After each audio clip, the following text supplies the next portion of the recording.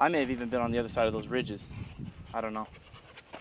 Can't really, it's hard to tell from this angle until you get out there. And I'm not about to go back out there again.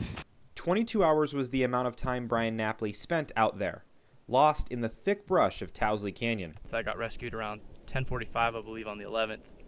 An experienced hiker, Brian was in Towsley for a class project when the unexpected happened. My foot gave, and I tumbled about, I'd say 50 to 70 yards down the mountain. Got knocked out. After regaining consciousness, Brian scaled a hillside, attempting to signal rescuers, but was unable to, which forced him to stay overnight in the freezing temperatures. They said it got to be about 20 to 30 degrees that night. And all I had on were these actual shorts, a wife beater, and I had a good conversation with God and didn't think I was going to get out of here.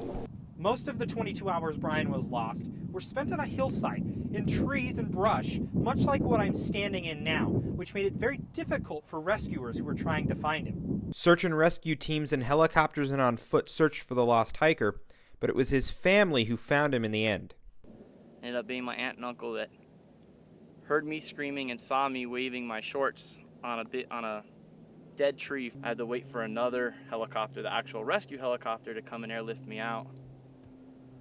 I didn't think anything was wrong with me. I was ready to drive my car home right after I got off the helicopter, but they had me checked out, and it turned out I had a pneumothorax, I had a punctured lung, I had a spinal cord issue.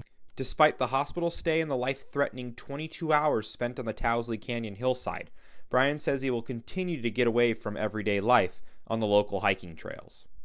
Matt Robinson, Cougar News.